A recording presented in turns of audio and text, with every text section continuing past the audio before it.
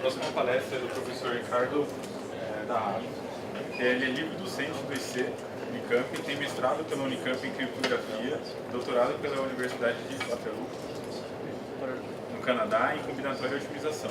Seus interesses de docência e pesquisa... Seus interesses de docência e pesquisa situam-se nas áreas de algoritmos e protocolos criptográficos e segurança de informação. Participou do projeto ICP-Edu, em parceria com a RNP, UFSC, o FMG e Criptos Tecnologia e Segurança, do qual resultou no primeiro hardware de alta segurança totalmente nacional. Esse hardware hoje equipa a autoridade certificadora raiz do ICP Brasil, da qual o professor da Rabi participa também como membro do comitê gestor. Recentemente tem participado e coordenado projetos de pesquisa e desenvolvimento acadêmicos com a indústria na área de autenticação para a tecnologia bancária, avaliação de segurança de dispositivos e implementação eficiente de métodos criptográficos.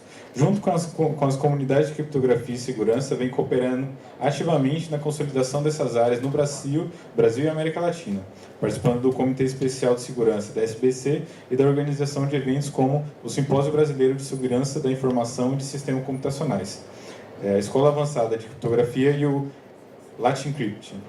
Iniciou, junto com os colegas, a maratona de programação da ACM no Brasil. Em 1996, se tornou a regional brasileira do ACM International Collegiate Programming Contest. Hoje é diretor dessas competições para a América Latina e foi agraciado em 2011 com prêmios Zeferino Vaz de Excelência Acadêmica na Unicamp. Vai falar um pouco hoje sobre criptografia e segurança da informação. Ontem, hoje e os desafios para amanhã.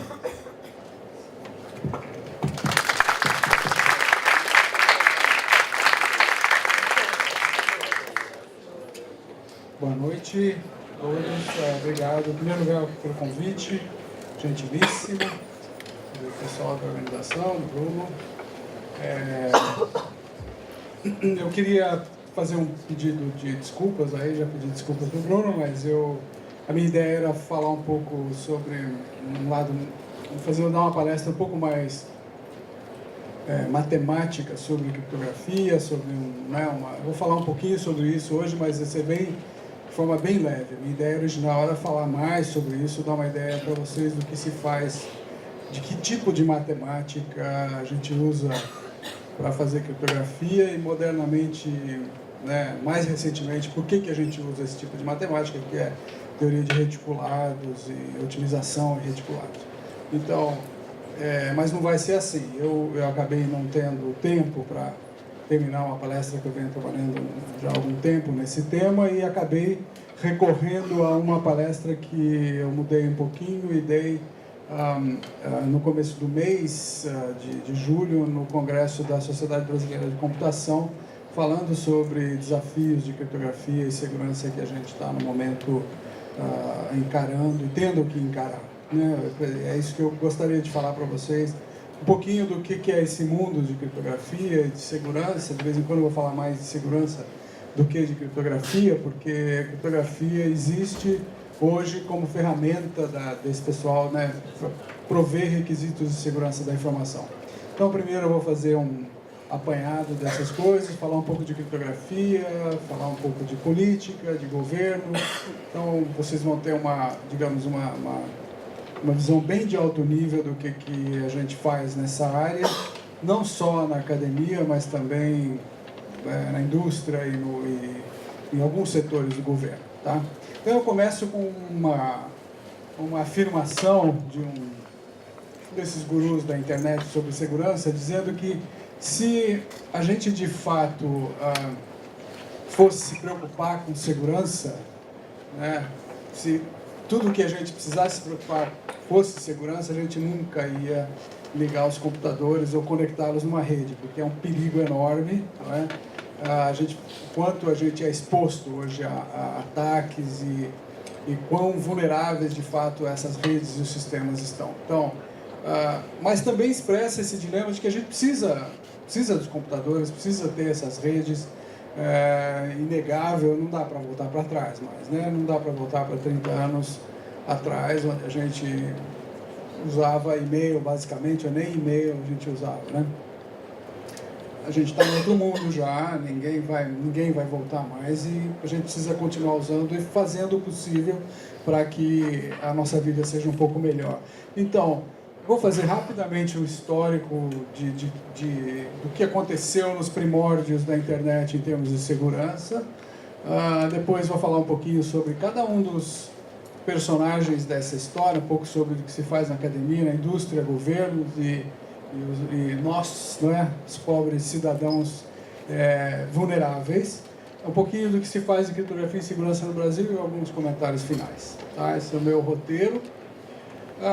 Essa história de insegurança na internet começou mais ou menos em 88, com o primeiro ataque desse sujeito chamado Morris, Robert Morris, que disparou um ataque contra a internet na época com esse software malicioso chamado Worm, né? Um tipo um dos nomes que eles dão para esses softwares maliciosos e que derrubou a internet na época.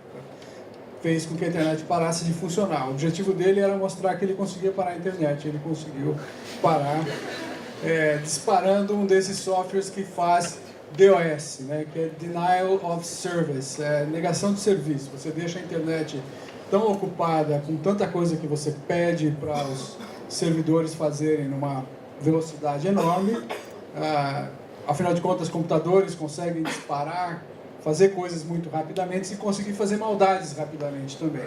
Então ele encheu a internet de requisições, basicamente de nada, não é? Mas manteve todos esses servidores ocupados com aquele monte de pedidos e não havia mais tempo, espaço para fazer mais nada, e com isso a internet parou. E com isso, as pessoas se deram conta, estamos vivendo um outro mundo, né? A gente precisa começar a se organizar. E organizar os primeiros centros de resposta a incidentes na internet, que se chamaram CERTs, e que hoje em dia tem uma enorme comunidade distribuída que fica se comunicando, olha, aqui apareceu um vírus novo, apareceu não sei o quê. Aí alguém escreve um antivírus para aquilo, ou atualiza um antivírus, ou diz como é que tem que fazer para se defender. E isso está ficando cada vez mais difícil, cada vez mais... Porque no começo era um rapaz que queria aparecer, não é? Que queria ficar conhecido. Hoje a coisa é mais complicada, como eu vou falar um pouquinho. Nos anos 90, a gente começou com essa história de vírus, né? Apareceram muitos vírus, um tal de Melissa, um outro chamava I Love You, que não tinha nada de love. E que a ideia ainda não era ganhar dinheiro, não ganhar coisa nenhuma, mas era ganhar notoriedade, né? Algum garoto que tinha bastante tempo na mão e que estava a fim de aparecer para a namorada, para os amigos dele, e fazer uma dessas coisas grandiosas, porque não era só bater no portão da escola, mas era derrubar o banco, fazer o banco parar, coisas, né, bastante coisas de adulto, né? No final dos anos 2000, começaram a aparecer esses primeiros problemas de vazamento de informação que estava armazenada na internet, né? Números de cartão de crédito que estavam já eram coisas comuns, né? Você transmitir números de cartão e aparentemente era uma coisa segura já para se fazer. Mas não foi o caso no final dos anos 2000, já os primeiros incidentes de vazamento de cartões de crédito e depois de informações pessoais. Mais recentemente, a gente tem coisas muito perigosas, né? de ataques contra a infraestrutura crítica de países mesmo. Então tem uma guerra acontecendo, uma guerra de países contra países sendo feita paga por governos para atacar a infraestrutura do tipo usina, do tipo infraestrutura elétrica, infraestrutura, enfim, todo tipo de infraestrutura da qual dependem esses países. Então você derruba todo o grid de energia do país, o país para, simplesmente para, você não consegue reativar, porque isso tudo é automatizado, você tem que ficar algumas horas, às vezes, completamente parado, o prejuízo é enorme. Isso está acontecendo, né? Não aparece toda hora no jornal. Uma coisa que talvez vocês tenham visto é essa história de ransomware, em que esses caras escrevem uns softwares aí que invadem um grande número de computadores criptografam tudo que tem no computador de uma forma que você não consegue decriptar rapidamente, porque eles usam alguma, né, escondem a chave, etc. E exigem dinheiro para decriptar aquilo. Isso tem acontecido bastante recentemente, né? Então, é uma tendência moderna. Tem algum... Deixo depois essa apresentação, se vocês quiserem ler alguns documentos sobre isso, estão aí. Esse aqui é só uma... Esse aqui é um levantamento de 2016 de crimes pela internet. Essas bolas aqui são números de ocorrências, mas o que tem aumentado não é tanto o número de ocorrências, que continua, mas o valor, né? O valor tem aumentado bastante, o que mostra uma tendência de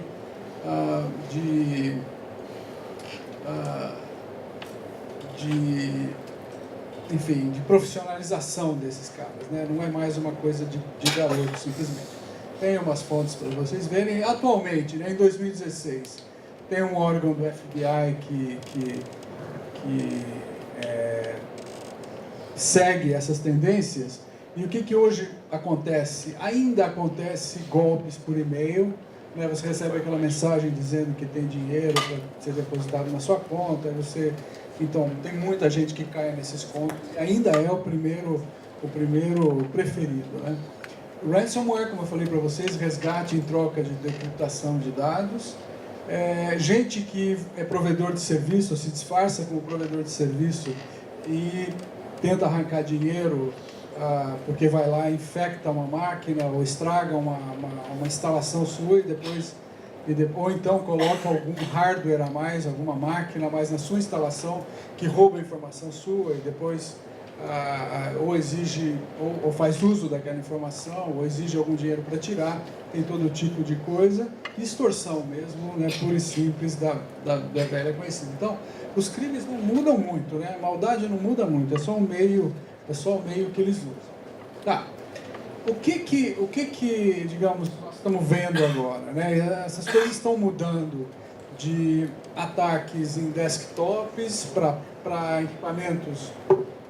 equipamentos móveis, né, celulares, etc., para o que eles chamam agora de infraestrutura de IoT. IoT é uma palavrinha que quer dizer Internet of Things, né, Internet das coisas, que é essa história da internet está disseminada por tudo quanto são redes de sensores, basicamente, que ajudam você a fazer uma opção de coisas, se ajudam, se atrapalham, mas você tem sensor na geladeira, sensor não sei aonde, sensor no carro, sensor no seu cachorro, sensor em todo lugar que fica se comunicando. Você tem essa rede que de fato se comunica, quer dizer, você é capaz de olhar, ver se o coração do seu cachorro está batendo direitinho, que você deixou ele doente em casa, se ele não está assustado, enfim, se tem comida na sua geladeira, se alguém tirou alguma coisa da sua geladeira à noite, enfim.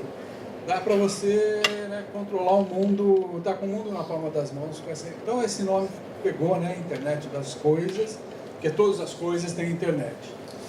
Então, isso aí tem sido alvo de ataques, porque é uma tecnologia nova, ainda sem proteção adequada, então os caras estão fazendo uma maior farra, trancando portas de hotel, né? Acho que uma dessas, não sei se alguém leu, mas alguém fez um ataque no hotel na Alemanha, trancou todas as portas do hotel, e aí você não conseguia mais usar o hotel. Então, todas as portas, elas não destravavam, porque eram todas eletrônicas, sempre controladas por alguma rede, etc.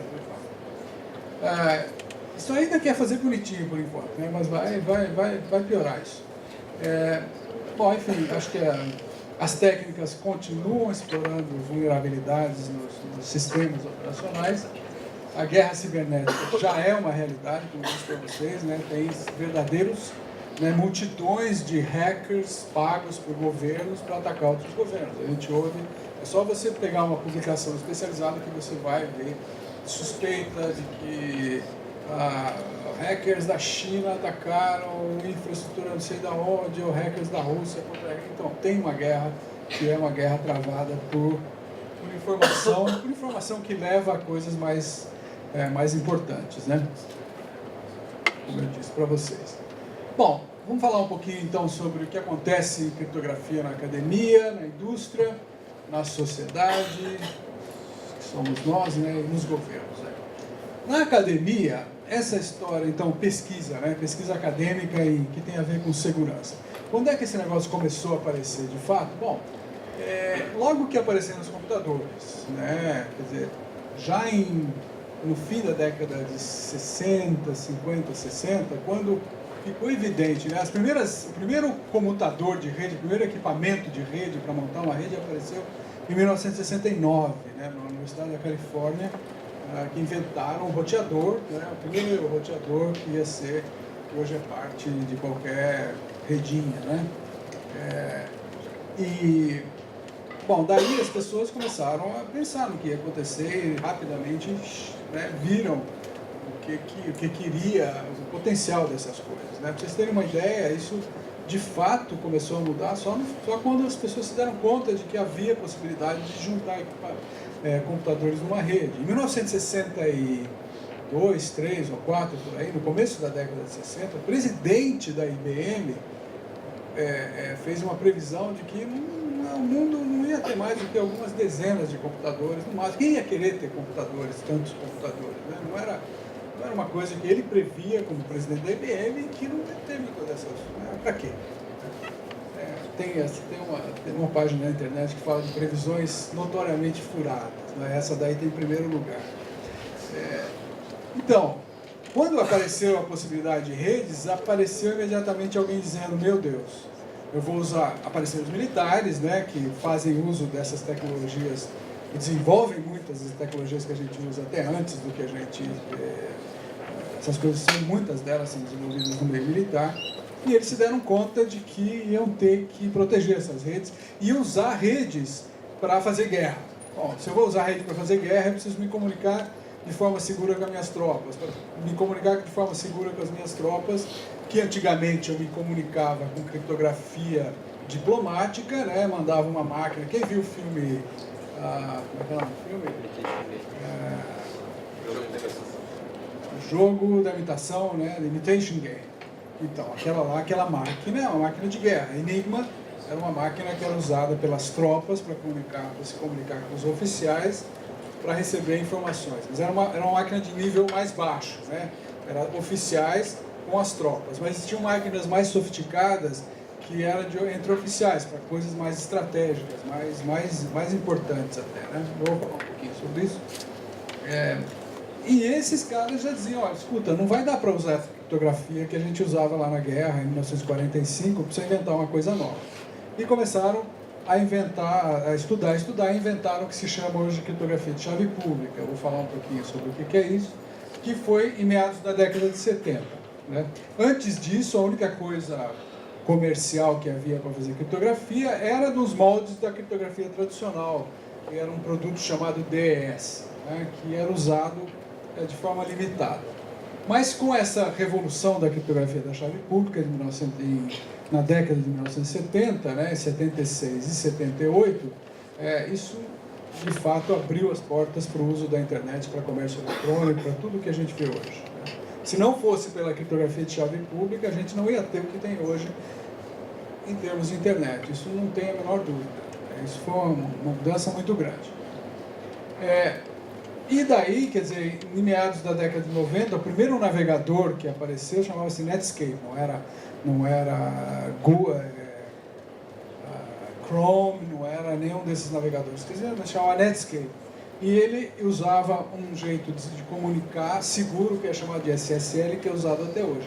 Esses foram os primórdios do uso da criptografia na internet. E o objetivo era transmitir cartões de crédito, dados de cartões de crédito de forma segura. Era fazer comércio, basicamente. É para isso que foi as primeiras aplicações na internet. Né?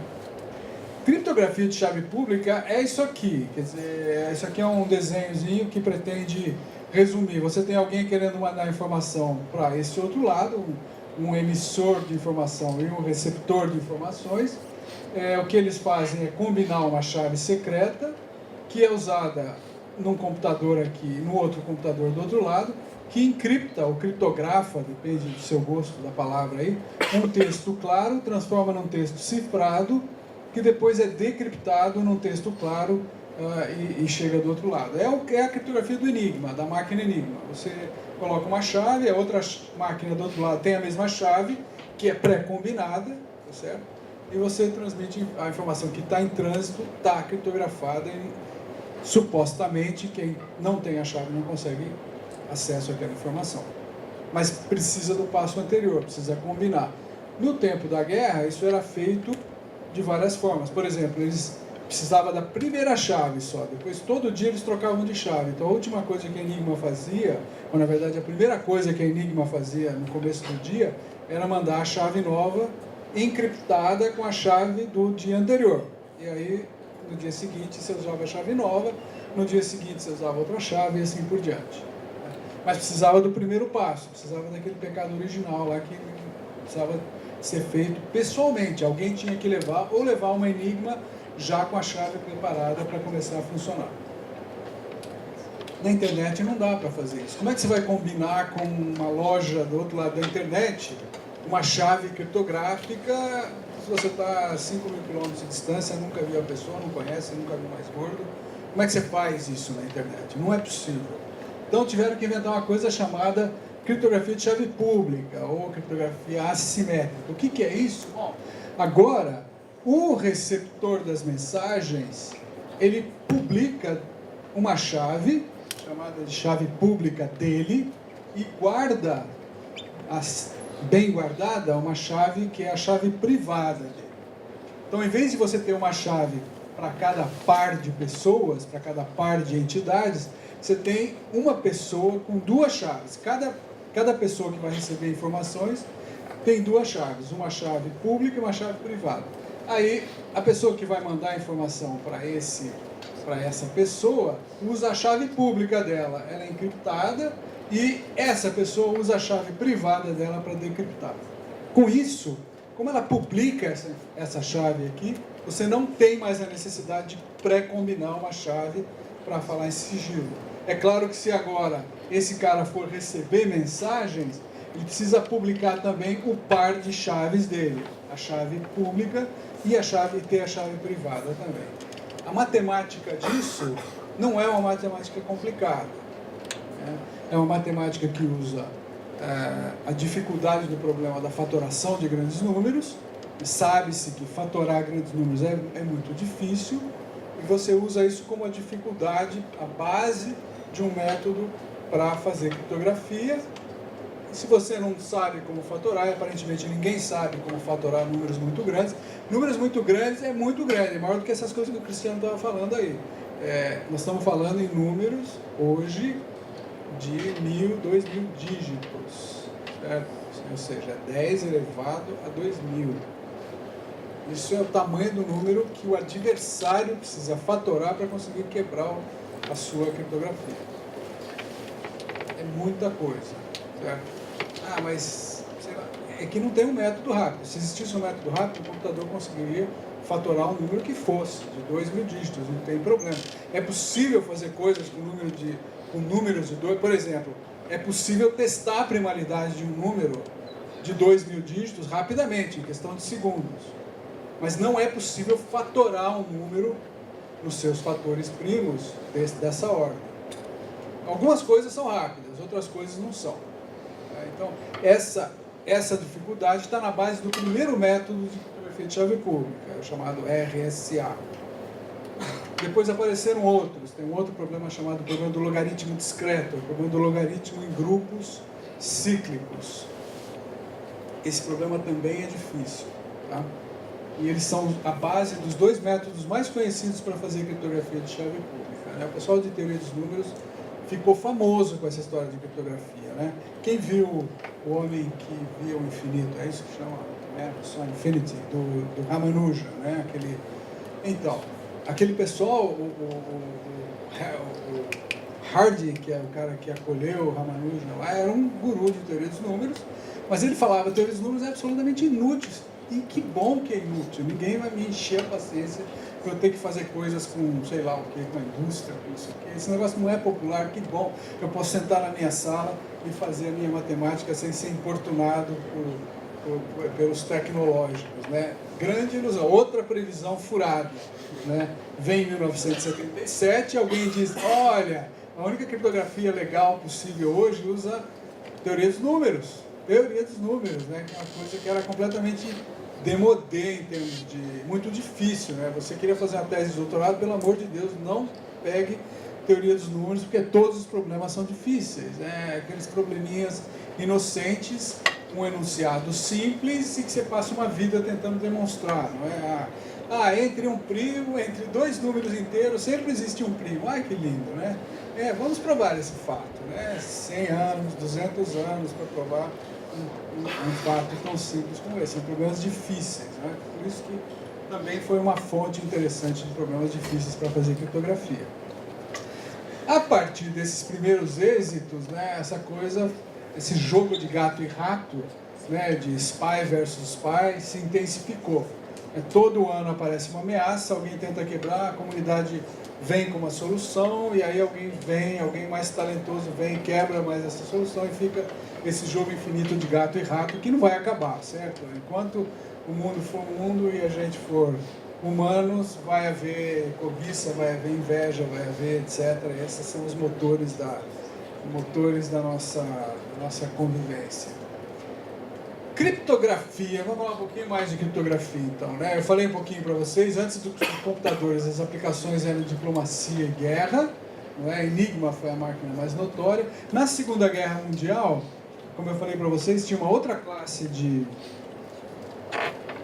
máquinas que fazia comunicação entre oficiais, né? Que era de comunicações estratégicas. E essa história também aconteceu em Bletchley Park, e lá mesmo eles quebraram essa outra máquina que não aparece, ninguém fala sobre isso no jogo da imitação, mas é uma história tão interessante quanto aquela que vocês viram no filme. Se vocês colocarem aí no Google Colossus e Bletchley Park, vocês vão ver uma história interessante por trás. O primeiro computador eletrônico, de fato, foi construído em Bletchley Park, que é onde acontece todo o filme lá do jogo da imitação, para quebrar uma outra máquina que os alemães inventaram, que entrou em funcionamento em 42, 41, 42, quando eles achavam que estamos aí quebrando, somos os maiorais, qualquer coisa que chegar de enigma a gente quebra. Aí começou a chegar umas coisas que ninguém quebrava. Opa, peraí. Aí foram olhar e falaram, não é enigma, é outra máquina, por causa do tipo de texto, por causa do período que essas coisas se repetiam, o texto. É outra máquina. E começaram a estudar a máquina. Difícil. Chegaram, conseguiram deduzir qual era a máquina. Uma pessoa só fez isso. E essa pessoa falou, olha, para terminar o serviço aqui, a gente precisa de uma coisa equivalente a uma máquina que consiga verificar um número muito grande de possibilidades em pouco tempo. Computador. Não, só que não tem computador, não existe computador. Então vamos inventar um computador. Inventaram o primeiro computador para fazer isso, né? Muito bem, o que se usa em criptografia hoje? Bom, se usa matemática e algoritmos, teoria dos números, álgebra, estatística, probabilidade, combinatória, otimização, complexidade, algoritmo, todo o arsenal que você tiver. Se você for olhar hoje o que se faz em criptografia, tem software, tem hardware, tem estatístico, tem computeiro, palavra, tem matemático, tem matemático aplicado, tem todo o arsenal de contribuição combinatória, tem de tudo, física quântica, tem o que você quiser. E essas coisas são para ser uma hierarquia aqui. Lá embaixo está a matemática e algoritmos. Depois, a partir disso, você constrói primitivas criptográficas, como encriptar, como decriptar, como combinar chaves, assinaturas digitais, que são uma coisa que só apareceram com a criptografia de chave pública. Você tem uma coisa que é equivalente a uma assinatura manual. Com as primitivas você constrói protocolos, e com os protocolos você constrói as aplicações, os apps, né? O seu WhatsApp, por exemplo, seu WhatsApp usa a criptografia de chave pública, fim a fim, né? O seu celular tem uma chave, combina uma chave usando essa criptografia de chave pública com o celular.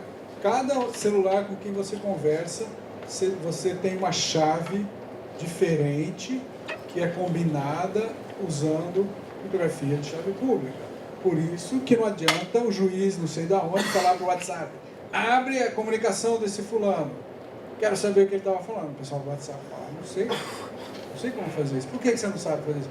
Porque é o celular, é o meu celular, o seu celular, que estão falando de forma encriptada e o pessoal do WhatsApp está no meio. A encriptação é feita aqui e é desfeita, é decriptada no celular do seu parceiro, para cada parceiro que você tem no WhatsApp. É tecnologia de chave pública, por isso que não adianta o juiz falar: ah não, mas então vocês vão ter que colocar um jeito de eu fazer isso. Bom, um dia você fazer isso, aí você começa a ter uma briga que é política, não é técnica mais, que eu vou falar um pouquinho a respeito. Muito bem.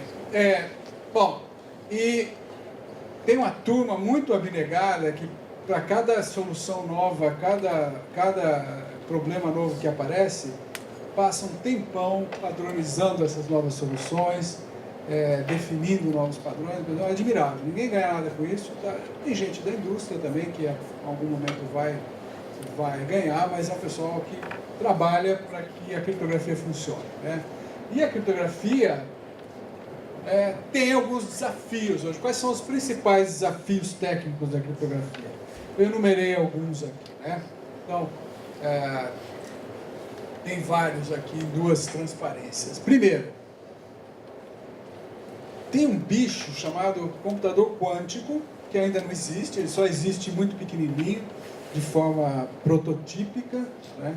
E que consegue fazer coisas muito limitadas, mas já existe. Em vez de ter bits, né, bytes, bits, ele tem o que se chama qubits, né, bits quânticos, o que significa, entre outras coisas, que a materialização, a concretização deles não é na forma de bits de silício, né, em placas de silício, mas são partículas, fótons, por exemplo, né, onde você pode usar essas propriedades quânticas do fóton para fazer computações. E em cima desses métodos, né, de fazer contas, de fazer cálculos usando o computador quântico, existem algoritmos quânticos. Em 1995, ou 2005, enfim, nesses últimos 15 anos, um camarada chamado Peter Shor chegou e falou: olha, o dia que vocês conseguirem construir um computador quântico, eu tenho um algoritmo quântico para fatorar rapidamente. Sim, rapidamente, em tempo polinomial, como a gente fala em computação. Tempo polinomial significa que, se o número tiver 2.000 dígitos, eu consigo fazer contas proporcionais ao expoente, 2.000, e não a 10 elevado a 2.000. Que é muito mais rápido. Mas só que não existe o computador quântico. Ele falou: não só eu consigo resolver fatoração, como eu consigo resolver esse tal de logaritmo discreto que vocês usam também em criptografia de chave pública. O pessoal ficou empolvorosa, certo? Mas ainda bem que não existe o tal do algoritmo, o tal do computador quântico. Da última vez que a gente ouviu, o computador quântico conseguia fatorar 21. É uma tarefa que dá para qualquer menininho de 7, 8 anos fazer, certo? Mas isso é só uma dificuldade tecnológica. Eles não conseguem, tem problema de temperatura, tem vários problemas tecnológicos sérios, então não dá para fazer um computador de grande escala quântico. Mas o dia que ele for, e eles estão caminhando com isso, né? A gente não pode subestimar a capacidade das pessoas, com um monte de dificuldades técnicas, de eventualmente desenvolver soluções para isso. Mas o dia que desenvolver essa criptografia em uso hoje, que é baseada na dificuldade da fatoração, que é baseada na dificuldade do logaritmo discreto, que usa curvas elípticas, vai para o vinagre. Acaba. Então, o pessoal já está estudando, né? Em amarelo estão as contramedidas, digamos, né? A resposta aos desafios. Está estudando uma coisa chamada criptografia pós-quântica, que é a criptografia que vem depois desse desafio quântico, e que usa reticulados, códigos corretores de erro, isogenias em curvas elípticas e coisas, os palavrões aí, que o meu plano, então, era falar sobre isso aqui hoje. Era a minha palestra original, era falar: olha, criptografia de chave pública hoje é isso aqui, é faturação, etc. Mas a gente precisa de coisa nova e está aqui a coisa nova. Essa é a minha palestra. Mas, enfim, vocês vão ter uma coisa mais ampla hoje. Outra coisa é que essa tal de internet das coisas, que é muito nova, requer soluções novas, né, em primitivas e protocolos, né? Por exemplo, você pega um dispositivo como um celular ou uma coisa menor, um sensor, né, que é uma coisinha que fica... O sensor fica por aí, né? Ele fica instalado, como eu falei para vocês, no cachorro, na geladeira, no fogão, né, um monte de coisa. Você tem acesso a ele. Se você tem acesso a ele, você consegue fazer certas coisas para descobrir qual a chave criptográfica que está lá, sem precisar se comunicar com ele. Por exemplo, você pode medir a temperatura enquanto ele opera. Você pode medir o quanto de radiação eletromagnética ele emite enquanto ele está operando. E com isso deduzir qual a chave que está lá dentro. Dá para fazer isso em alguns casos. Então precisa proteger os equipamentos. Então tem muita pesquisa nessa área. E o que a gente faz isso com implementações que têm comportamento invariante da chave. A gente faz isso aqui no campo, inclusive. Eficiência, essas coisas de sensores, não tem bateria fraca, dura pouco, tem que ter uma criptografia leve, rápida, de baixo custo. Outra coisa, criptografia, né? Tem essa coisa da criptografia, você olha no livro e fala, o método criptográfico é esse, você vai lá, implementa, dá um exercício de sala de aula, todo mundo vai lá, escreve um programinha em MATLAB ou em C, ou na linguagem que você quiser, e está implementado. A hora que você coloca isso para funcionar, num computador de verdade, produção, etc., se você não tomar cuidado com essa implementação, você programar isso como se fosse livro-texto, tem um monte de furos e um monte de ataques. Tem um monte de coisinhas que você precisa fazer para implementar direito, para a implementação ficar segura. Então, isso é um problema.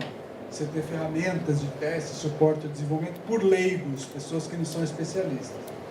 Outra coisa, né, a gente coloca dados em nuvens hoje. Todos os nossos dados estão no cloud, no iCloud, enfim, né, tudo quanto é nuvem por aí. Como é que fica a proteção desses dados? Será que um programa que está sendo...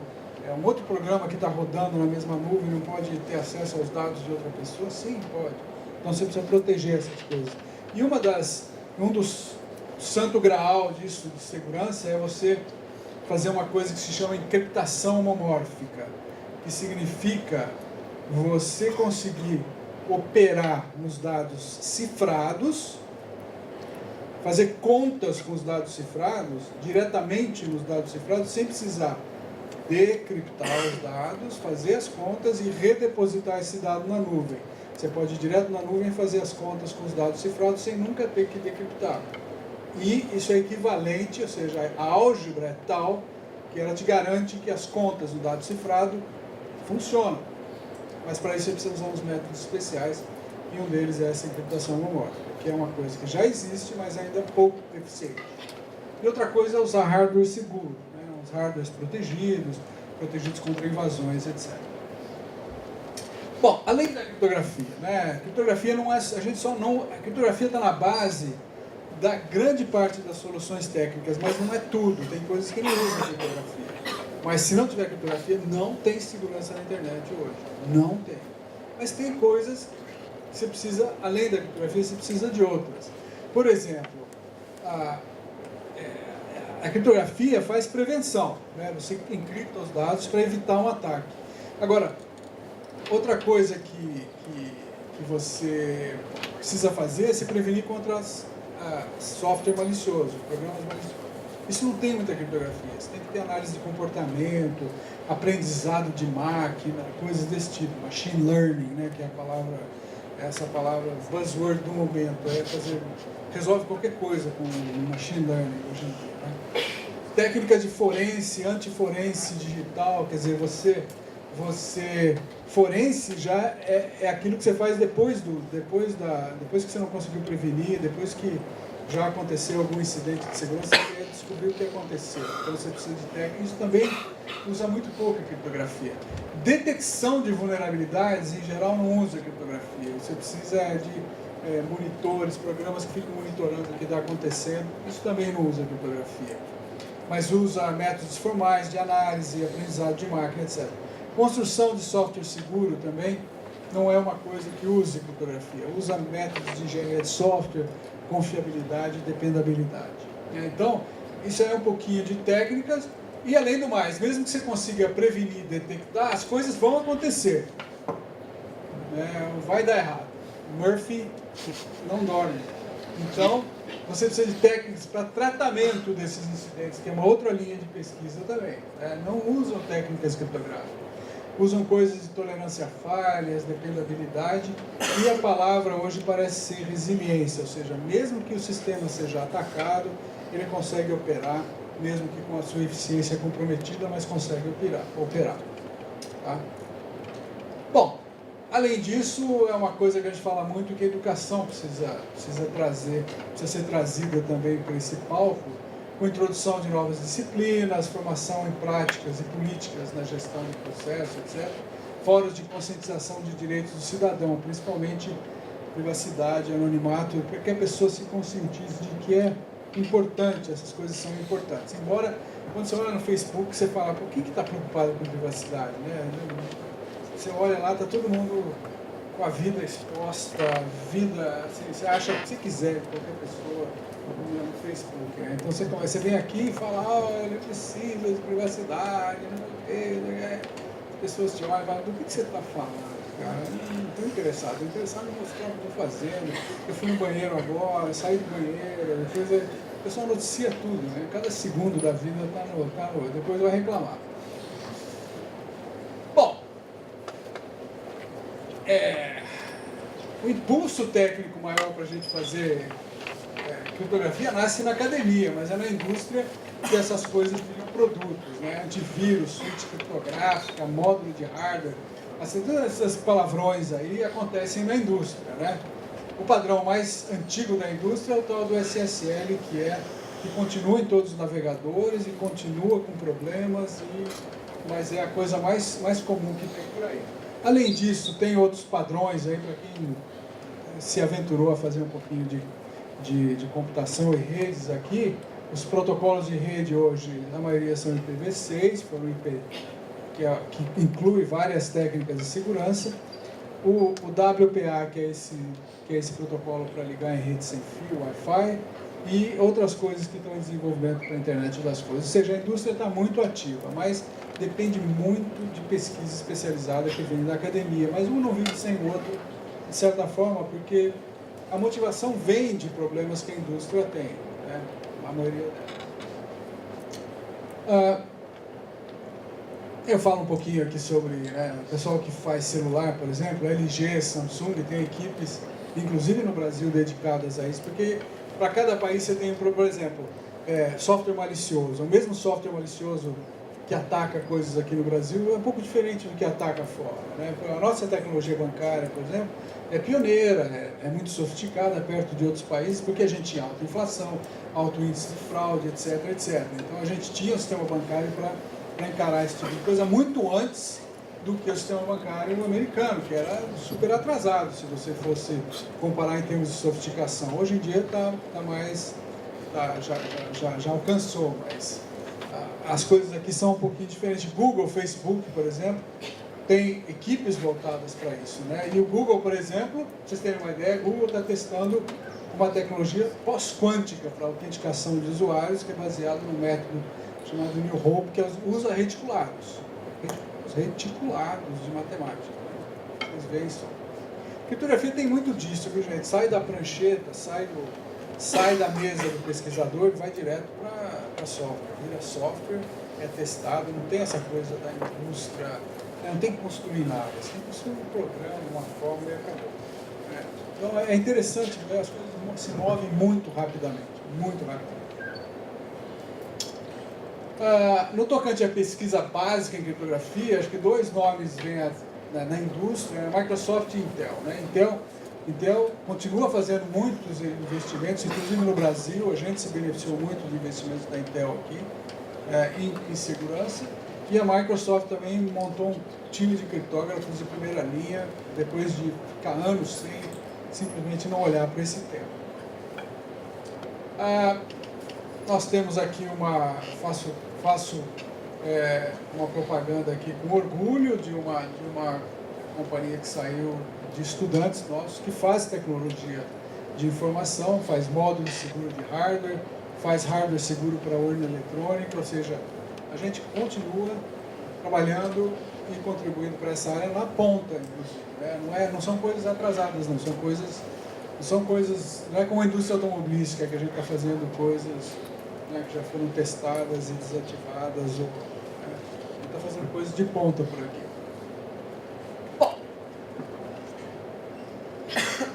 vocês devem ter ouvido falar um pouquinho do Edward Snowden. Quem viu Citizen4? É um filme que fala como que o Snowden se preparou e revelou todas aquelas coisas sobre vigilância em massa do governo dos Estados Unidos. Bom, esse negócio tá sério, né? Quer dizer,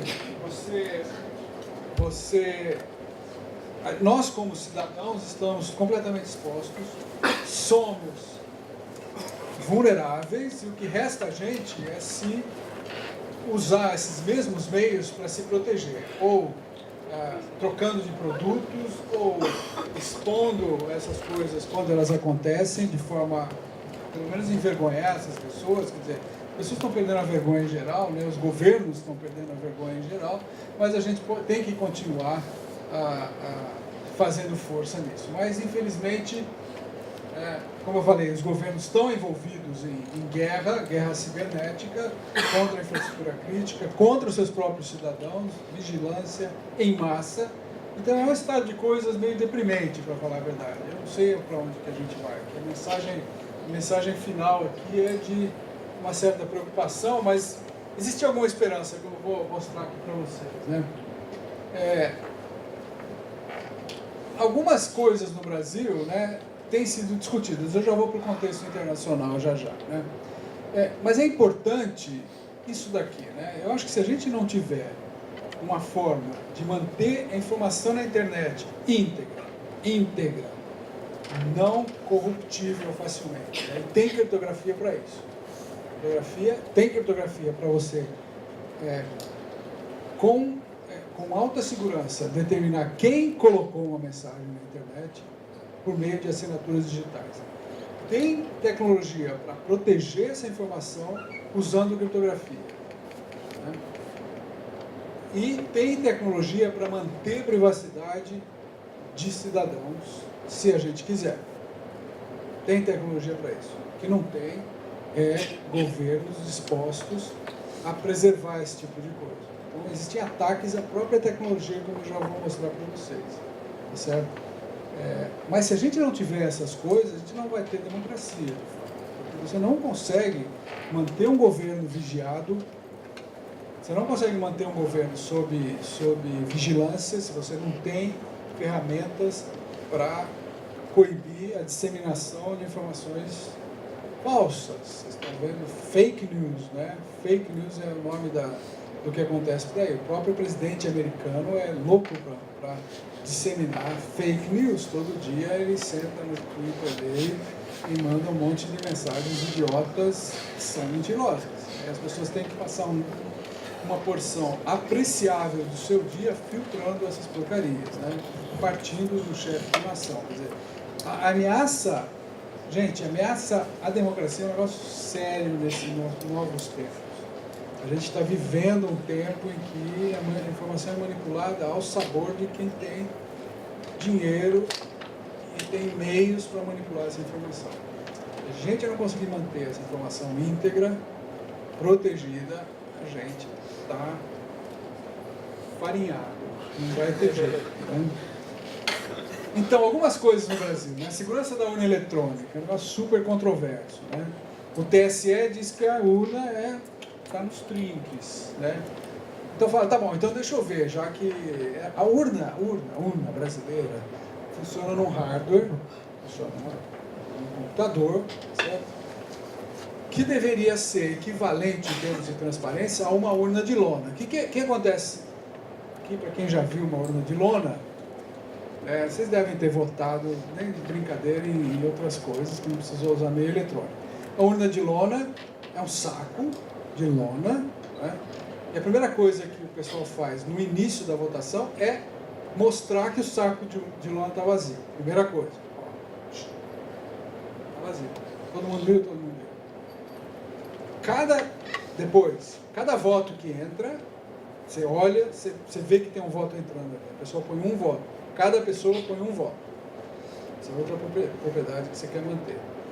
Nenhum voto sai antes do final da eleição. Ninguém sabe qual é o voto que a pessoa pôs. Ninguém sabe em que ordem que o voto entrou na urna. Tudo isso daí tem que ser mantido por esse hardware. Como é que isso é feito? Com software e com hardware. Então, qual era a obrigação do TSE? É falar, olha, todas essas propriedades que vocês viram aqui estão preservadas nessa urna. Aí você vai lá para eles, mostra então para mim como é que isso é feito. Fala, não, confia na gente. Tá? Nós somos funcionários públicos íntegros, pode confiar que isso é verdade. Não vou confiar nisso. A mesma coisa que eu confiar no cara no dia da votação que fala, a urna está vazia, tá vendo? Estou sacudindo aqui, eu não tenho nenhum papel fazendo barulho. Como sabe? Você quer mostrar a urna vazia. O TSE não faz isso. E eu até acho que não é um problema de má fé, é um problema dessa coisa. O cara tem poder na mão, ele acha que qualquer coisa você engole. Você está desconfiando de mim? Estou desconfiando de você. Você está numa posição que você tem que me mostrar que eu posso ter confiança em você, isso eles não falam. Outra coisa, né, a história do WhatsApp, que toda hora ameaçam tirar o WhatsApp do ar, porque o WhatsApp não pode. Tem um debate sobre isso, né? O Marco Civil da Internet, que foi uma coisa que foi promulgada no final do governo da Dilma, foi uma coisa revolucionária não, mas muito avançada para a internet, que preservava uma opção de direitos do cidadão. Está debaixo de fogo. Né? Os sorteios no STF são uma coisa incrível, né? Você olha, mas absolutamente todos os sorteios, por alguma razão, beneficiam acusados, né? Cai na mão de alguém que vai tratar bem o tal do acusado. Então, tem alguma coisa errada com o software que faz sorteio do STF, faz sorteio de processos na mão de qual dos ministros lá vai cair. Então, mas isso aqui é importante, gente. Isso aqui tem a ver com democracia, tem a ver. Eu estou fazendo piada aqui, mas diretamente, como é que você pode, a Suprema Corte do país, ser viciada e receber sistematicamente, não é, ter esses vícios de questão de processo, etc. A probabilidade dos processos do Aécio cair na mão do Gilmar Mendes, do jeito que cai, é zero. Quer dizer, se fizer as contas, é zero, no entanto cai. Né? E o Gilmar Mendes vai cair em cima de mim. Bom, só mostrar para vocês duas tendências mundiais. Na Europa, está entrando em vigor em 2018, chamado GDPR, General Data Protection Regulation. É um conjunto de leis, né, vamos ler aqui, então vamos lá. É um conjunto de leis pelo qual o Parlamento Europeu, né, o Conselho da União Europeia e a Comissão Europeia pretendem fortalecer e unificar a proteção de dados para todos os indivíduos dentro da União Europeia. E também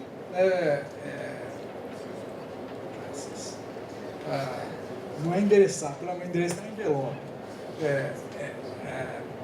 Diz respeito à exportação de dados pessoais para fora da União Europeia. Os objetivos, princípios da GDPR são devolver o controle aos cidadãos e residentes sobre os seus dados pessoais e simplificar as leis a respeito para negócios internacionais, enfim, uma coisa em defesa da privacidade, uma coisa admirável, uma coisa da União Europeia avançada do ponto de vista democrático. Muito bem, 5 minutos. Por outro lado, né, a Austrália mais a Nova Zelândia mais 5 mais Austrália, Nova Zelândia, Estados Unidos, Canadá e Inglaterra querem banir o uso de criptografia, a não ser que seja para uso recreativo. Porque esse negócio esconde terrorista, certo? Não são as injustiças internacionais, não são as grandes besteiras do governo, não são nada disso. É a criptografia que é culpada, né? Para variar. Então, essas coisas estão aí e estão se chocando. Isso aqui é frontalmente, né? In a plan to force service providers to ensure reasonable assistance provided to law enforcement. Ou seja, torce o braço do cara, o WhatsApp tem que dizer, o Google tem que dizer, o Facebook tem que dizer. Esse debate internacional vai pegar fogo porque tem a ver com liberdades civis, certo? Eu vou passar um pouco rapidamente isso aqui, não tenho muito interesse no que você faz no Brasil. um pouquinho, eu deixo para vocês aí, iniciativas de segurança da informação da comunidade acadêmica. Não diz muito respeito a vocês, mas para o público, para quem eu preparei essa primeira era, para o pessoal de computação, e tem várias... O que a gente faz por aqui? A gente começou na década de 80, logo que a criptografia de chave pública começou aqui na Unicamp. Eu fiz um mestrado nisso, escrevi um survey na época, depois fui embora, fiz um doutorado, não fiz nada de criptografia quando eu voltei a trabalhar em criptografia, né? A partir de 2000, a gente trabalha em implementação eficiente de métodos criptográficos, que é chamado de engenharia criptográfica, né? A gente continua na frente, na linha de frente, não na frente, mas na linha de frente, fazendo pesquisa competitiva em criptografia leve para redes de sensores sem fio, programação segura, autenticação usando criptografia visual, encriptação homomórfica, segurança baseada em hardware, votação eletrônica, todos esses itens, se alguém se interessa e quiser saber, é só me escrever. Eu recomendo a leitura dessa apresentação do professor Bart Prenel, que é um belga de bastante renome, que trabalha em criptografia há muitos e muitos anos, apresente tudo quanto é reunião do Parlamento Europeu, ele é convidado a falar pela academia, quais são as preocupações da academia. Ele fez uma apresentação muito legal chamada The Future of Cryptography, em 2016. Eu recomendo a leitura, está aqui o link para vocês verem.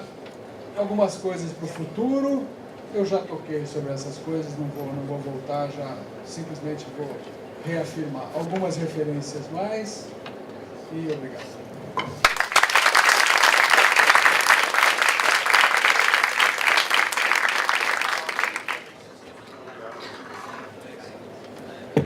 Obrigado, professor, pela palestra. Alguma pergunta? Alguma pergunta? Alguém tem?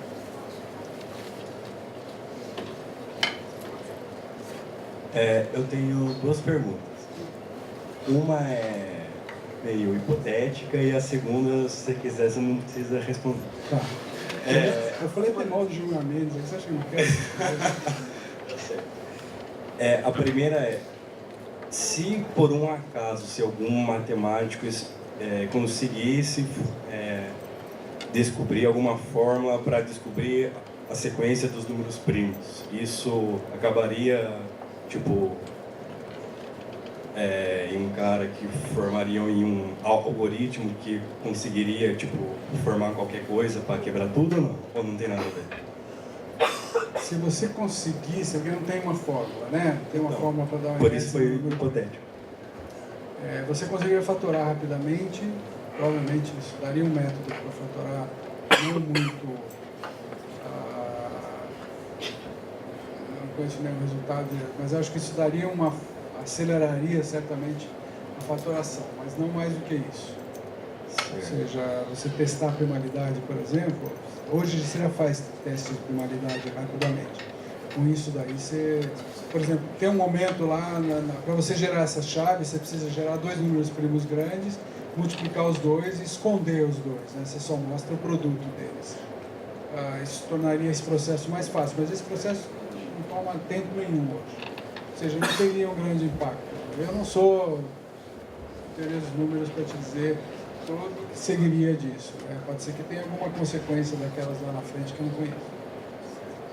E eu queria saber se você tem algum comentário político em relação ao WhatsApp ter adotado essa criptografia para o governo não pressionar mais eles para liberar a informação. Eu não sei quais foram as motivações do WhatsApp reais, se foram mais além de comerciais. Obviamente que se você tem um produto que te garante isso, é altamente atraente.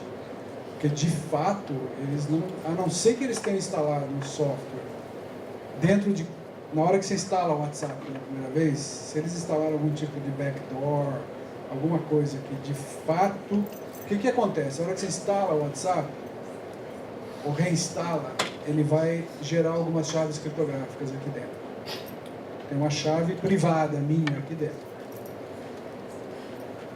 Essa chave é gerada pelo meu dispositivo.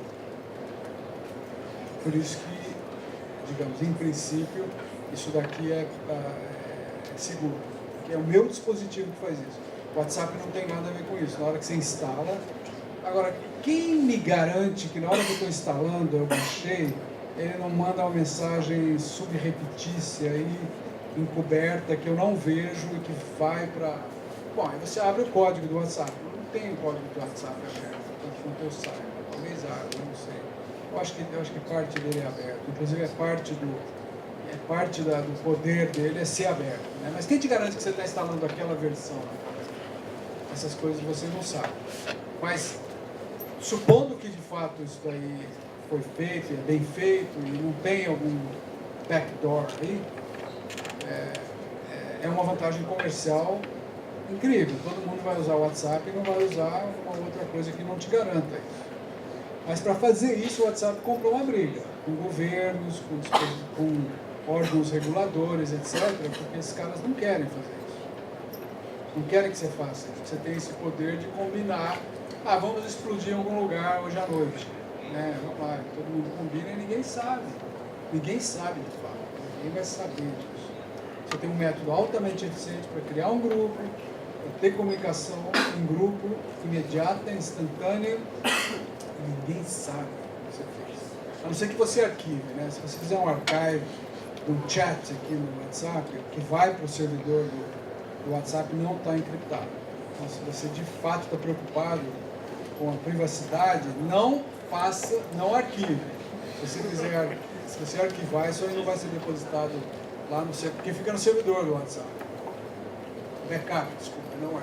O arquivo acho que também, mas o backup eu sei que não fica encriptado. Não sei se eu respondi isso. Tá. Peraí, teve uma coisa atrás. Quem foi que perguntou? Você?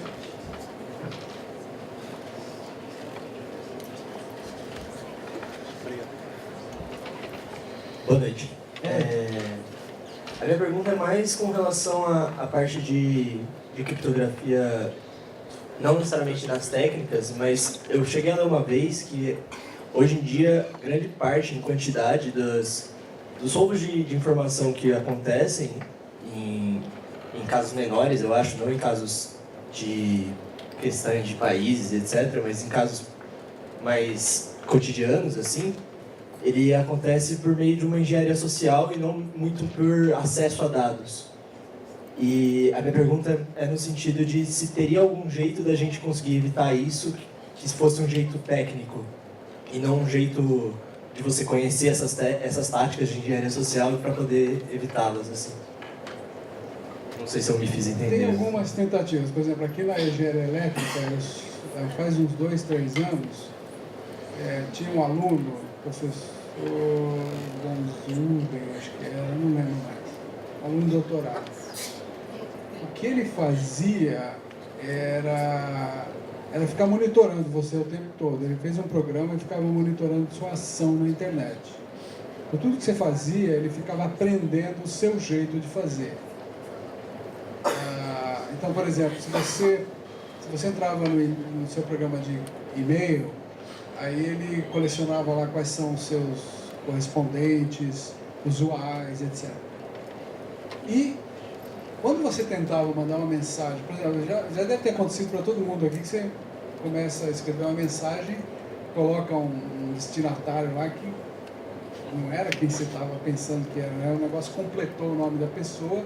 Então, João, que era para ser o João Luiz, foi o João Roberto, que ia ser o inimigo mortal. Aí foi a mensagem, um comentário depreciativo que era para ir para o João Luiz, foi para o João Roberto, sobre o João Roberto. Já aconteceu, assim, uma comunidade nossa de segurança, que alguém falou, aquele fulano, cretino, né? Isso é para todo mundo ler. Desculpa, não. Já falou, sou um cretino. Então esse programa ficava assim, você tentava mandar uma mensagem para alguém, o teu software lá ia completar. Aí, no momento de você mandar a mensagem, esse programa dele entrava e falava, você tem certeza que você quer mandar essa mensagem para esse cara? Você nunca mandou uma mensagem para esse cara.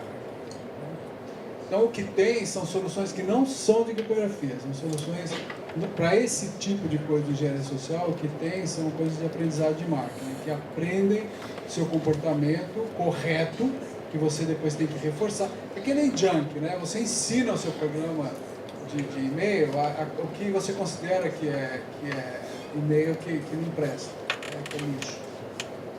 Então, é coisas nessa direção, mas não de criptografia. Que eu saiba, a criptografia não é muito usada para isso. Aliás, pouquíssimo usada. Você consegue, no máximo,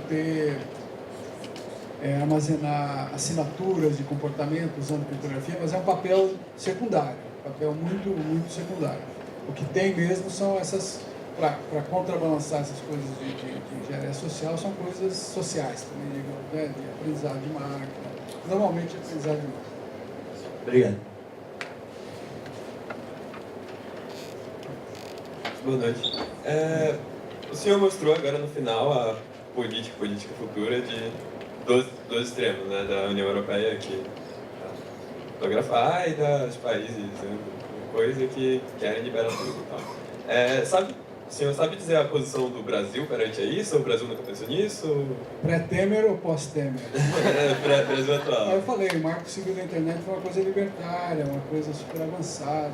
Eu participei de um painel na época sobre o marco civil, tinha gente super avançada e tal, e era uma coisa na direção da comunidade europeia. Tenho certeza que hoje seria diferente. Então, a função do Brasil, no momento, eu diria que é uma coisa muito fluida, assim, é uma coisa que mudou. Do governo do Temer para cá, muita coisa mudou internacionalmente. Então é difícil falar em posição internacional. O presidente não é nem recebido mais. Mais alguma pergunta? Vocês já viram de que lado que eu estou, né? Mais alguma pergunta?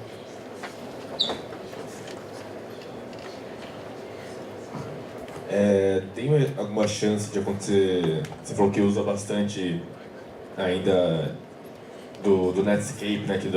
Que acho que o ataque foi sobre geração de números aleatórios. Tem alguma chance disso acontecer ainda ou não? Não sei se foi sobre isso que é o ataque. Desculpa, não entendi sua pergunta. Não, que você falou que ainda você tinha citado sobre o ataque do Netscape, né? Na SSL. Você falou que é usado ainda bastante em bastante coisas hoje. SSL é usado. Não tem chance de reacontecer esse ataque? Esse não. Tem outros problemas com o SSL, que agora se chama TLS. Na verdade, mudou de nome.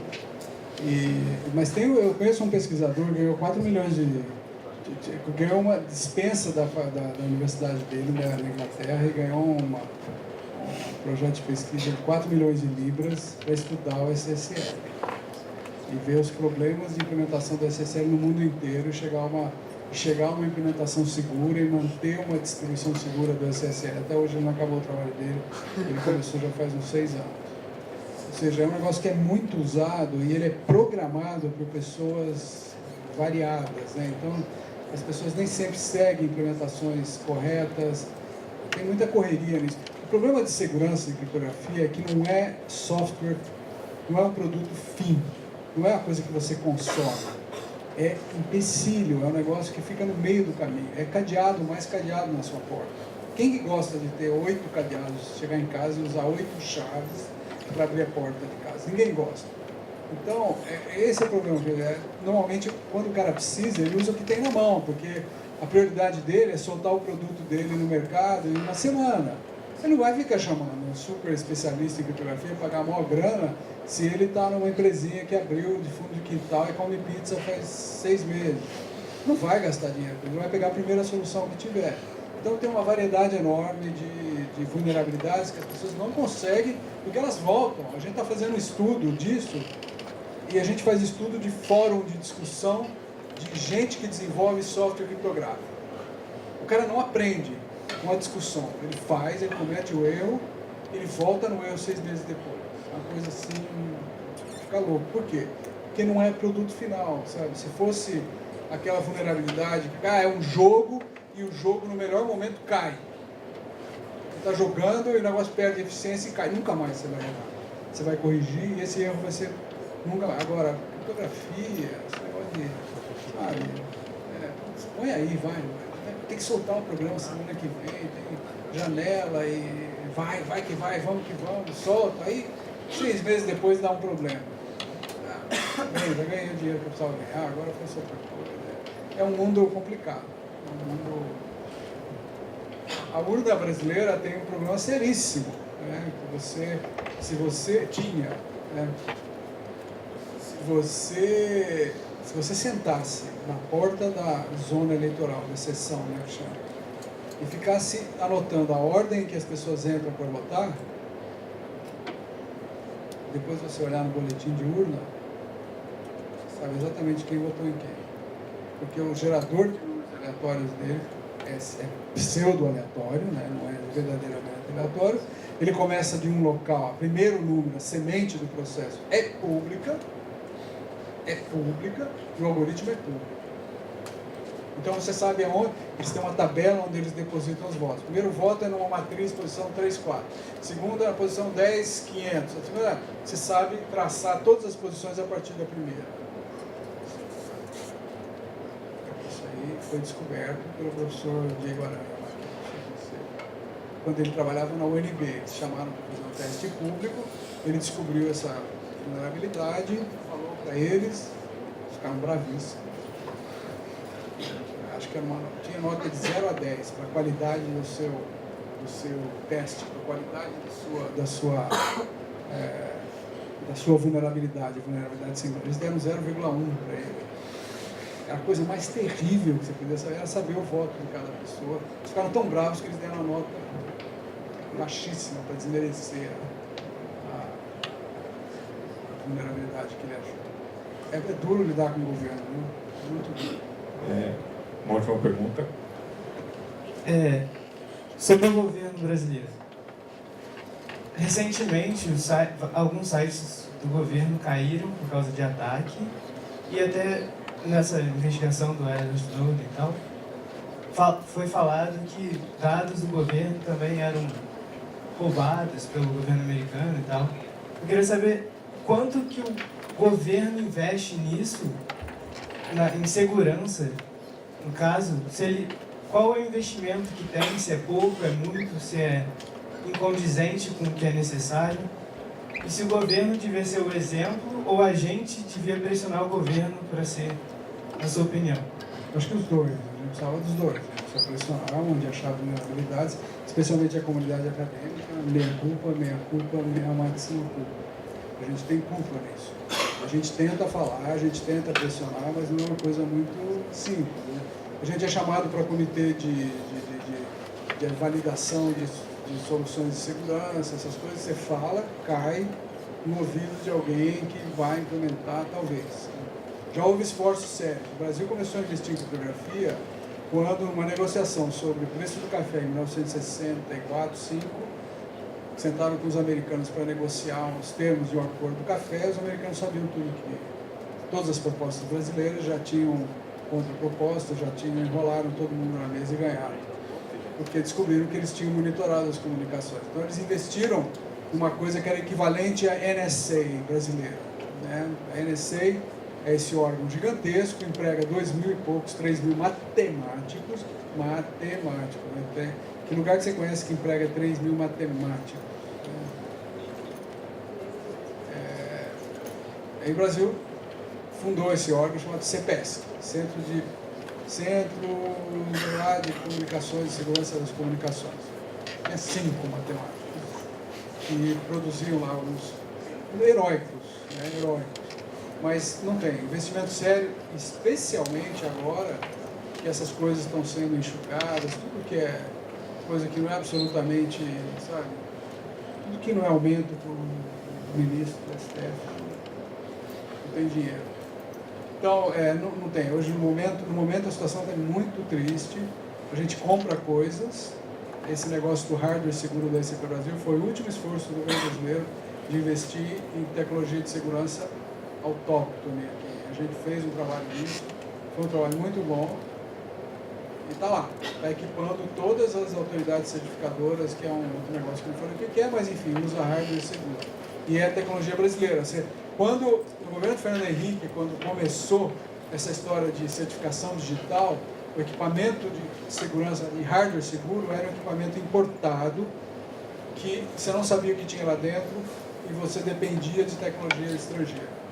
Se aquilo caísse, caía a chave privada do presidente do Brasil. Então inventaram esse negócio de hardware brasileiro, foi feito, a comunidade acadêmica respondeu. Hoje a situação está desoladora para a ciência em geral no país, né? Não estou falando de criptografia.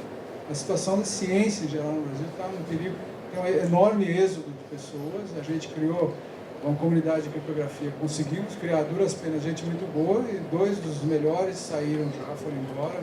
E a gente não sabe o que vai acontecer. Quer dizer, a gente tem que gritar, mas você tem que ter um governo que funcione minimamente, né? Quando você tem um congresso que faz o que quer, não dá a menor bola para ninguém, você vai fazer o quê?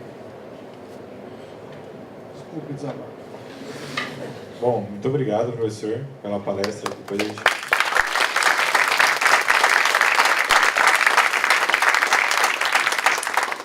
Quem tiver mais perguntas, se quiser o e-mail do professor. Sala IC, sala 28, vocês sabem meu nome, procurem lá no IC, quiserem conversar, quiserem estudar alguma coisa, quiserem fazer uma iniciação, o que vocês quiserem. A gente está lá, sempre tem oportunidade para alguém, porque tem muita coisa rolando sobre isso, sempre tem alguma coisa para fazer. Fiquem à vontade. Obrigado.